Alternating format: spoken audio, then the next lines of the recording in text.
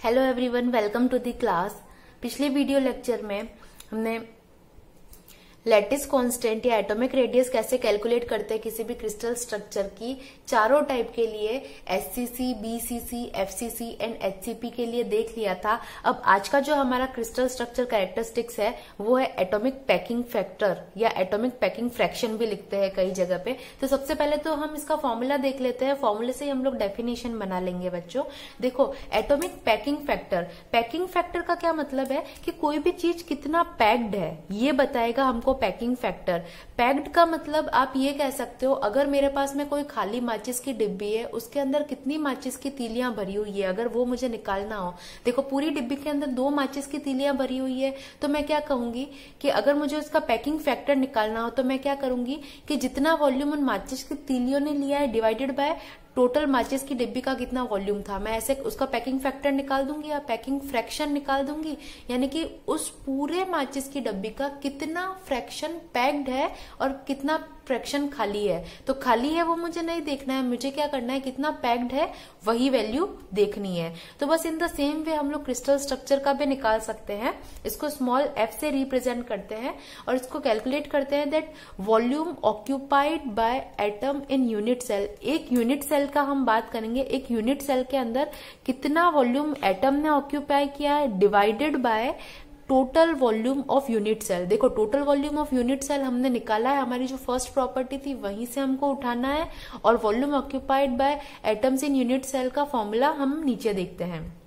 देखो, यहाँ पर जो कैपिटल एन है वो है मेरा coordination number multiplied by 4/3 pi r cube. R क्या है, यहाँ पर एटॉमिक रेडियस है, जो प्रीवियस वीडियो में मैंने बताया है कैसे कैलकुलेट करते हैं। प्रीवियस वीडियो लेक्चर में आप देख लेना, मैंने लेक्चर नंबर डाल रखे हैं वीडियोस के अंदर, ठीक है।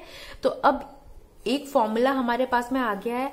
अब एचसीसी, बीसीसी, एफसीसी और एचसीपी के लिए इसको कैलकुलेट करना है। यहाँ पर मैंने ए क्यूब लिख दिया है, लेकिन एचसीपी के केस के अंदर बच्चों वॉल्यूम चेंज हो जाता है। एचसीपी के केस के अंदर जो volume of the unit cell है जो हमने कैलकुलेट किया था वो कुछ इस तरीके से आया था। देखो बच्चों, V is equal to 3√2 a cube, तो हमको ये लिखना है। बाकी सब क्या होते हैं, क्यूबिक स्ट्रक्चर है, तो बाकी सब के अंदर ए क्यूब ही लगेगा। ओके, तो अब हम पहले देखते हैं एचसीसी के लिए।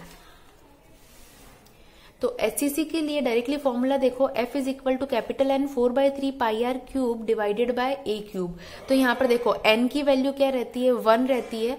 4/3 पाई R की जगह मैं क्या कर दूंगी, A/2। R क्या है, मेरा एटॉमिक रेडियस है। एचसीसी के लिए R की वैल्यू A/2 आई थी। ये भी प्रीवियस वीडियो लेक्चर के अंदर R की सारी वैल्यूज कैलकुलेट करी हुई है। जिसने भी प्रीवियस वीडियो लेक्चर नहीं देखा है वो उसको ये वीडियो लेक्चर नहीं समझ में आने वाला, तो आप विजिट कीजिएगा उसको, है ना। तो डायरेक्टली बस इसको हम लोग सॉल्व करेंगे और सॉल्व करके इसकी जो वैल्यू आएगी वो आएगी 0.52। पाई की यहाँ पे 3.14 वैल्यू रख देंगे या फिर 22/7 भी रख सकते हो, है ना। तो यहाँ पे 0.52 और परसेंटेज में हम इसकी वैल्यू देखें तो 52% आएगा। अब एचसीसी का जो पैकिंग फ्रैक्शन है वो क्या आया, 52%, यानी कि लेस देन क्या आया, 74%। ये मैंने आपको पहले ही बता दिया था। अगर 74% से कम आता है तो वो कैसे रहेंगे, लूज पैक्ड क्रिस्टल स्ट्रक्चर रहता है, या 74 या 74 से ज्यादा आता है तो उस केस के अंदर वो क्या रहते हैं, क्लोजली पैक्ड रहता है। कोई भी वॉल्यूम जितना ज्यादा पैक्ड रहेगा तो उसका पैकिंग फ्रैक्शन उतना ही ज्यादा आएगा, है ना। तो अब हम बात करते हैं एफसीसी का। एफसीसी के अंदर डायरेक्टली कोऑर्डिनेशन नंबर की वैल्यू रहती है 4, अगेन 4/3। R की वैल्यू यहाँ पर रहती है A/2√2 का square divided by a cube. इसकी जो वैल्यू आई है बच्चों कैलकुलेट करने के बाद में 0.74 आई है, 74% कह सकते हैं। यानी कि ये कैसा है, क्लोज पैक्ड क्रिस्टल स्ट्रक्चर है। अगेन हम बीसीसी के लिए निकालते हैं। तो बीसीसी के लिए कैपिटल N की वैल्यू यानी कोऑर्डिनेशन नंबर की वैल्यू है मेरे पास में 2, अगेन 4/3 R क्यूब। यहाँ पे स्क्वायर लिख दिया है मैंने गलती से बच्चों, यहाँ पे क्यूब होगा और यहाँ पर भी क्यूब होगा, है ना। तो यहाँ पर मैंने क्या करूंगी, √3/4 A मेरे पास में किसकी वैल्यू, R यानी कि एटॉमिक रेडियस की वैल्यू है, डिवाइडेड बाय A। तो इसकी जो वैल्यू आई है वो 68% आई है, यानी कि it is less than 74%। That means it is loosely packed crystal structure. हम लोग पैकिंग फ्रैक्शन से ये फाइंड आउट कर सकते हैं कि ये क्रिस्टल स्ट्रक्चर लूजली पैक्ड है या फिर क्लोजली पैक्ड है ना। अगेन हमारा जो लास्ट है एचसीपी पर आते हैं। एचसीपी के लिए देखो बच्चों, कैपिटल N की वैल्यू 6 रहती है, 4/3 पाई सेम रहेगा, और यहाँ पर R की वैल्यू जो रहेगी वो A/2 के बराबर रहेगी, सिमिलर टू दी HCC। और यहाँ पर देखो वॉल्यूम हमने चेंज किया है, क्योंकि volume of the unit cell यहाँ पे क्या होता है 3√2a³। इसको पूरे को सॉल्व करेंगे तो इसकी वैल्यू भी 74% के बराबर आएगी, यानी कि ये भी कैसा है, मेरा क्लोजली पैक्ड क्रिस्टल स्ट्रक्चर है। तो यहाँ पर हमारा जो 5th कैरेक्टरिस्टिक थी पैकिंग फ्रैक्शन वो खत्म होता है। अब हम लोग जो लास्ट हमारा क्रिस्टल स्ट्रक्चर का कैरेक्टरिस्टिक्स है वहां पर आते हैं, वो है density of any crystal structure. Density of crystal structure ये जस्ट क्यूबिक के लिए हम लोग डिफाइन करते हैं। तो देखो बच्चों, अगर मैं ये सपोज करूं कि कैपिटल M मेरे पास में मॉलिक्यूलर मास है, यानी कि एक किसी मोल का मास कितना है, कैपिटल M है, और स्मॉल n मैं मान रही हूं कि मेरे पास में नंबर ऑफ मॉलिक्यूल है किसी एक पर्टिकुलर क्रिस्टल के पार्ट के अंदर, और कैपिटल N मेरे पास में क्या है, टोटल नंबर ऑफ मॉलिक्यूल है पूरे क्रिस्टल के अंदर। ठीक है, तो मास पर मॉलिक्यूल क्या हो जाएगा, देखो मास पर molecule, capital M is the mass of the molecule, और टोटल नंबर ऑफ मॉलिक्यूल्स मेरे कितने हैं, कैपिटल N है, तो M/N रख सकती हूँ। अब यहाँ पर देखो मास पर मॉलिक्यूल की जगह मैं डेंसिटी इंटू a³ रख सकती हूँ। क्यों, क्योंकि मेरे पास में देखो बच्चों, I know that density is equal to mass divided by volume.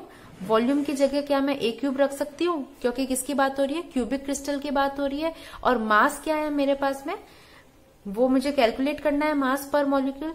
तो मैंने क्या कर दिया, मेरे पास में mass will be equal to आ जाएगा डेंसिटी मल्टीप्लाइड बाय वॉल्यूम, जो कि किसके बराबर है, a³ के बराबर। लेकिन यहाँ पर मेरे को क्या चाहिए, मास पर मॉलिक्यूल, यानी कि नंबर ऑफ मॉलिक्यूल से मुझे डिवाइड करना है।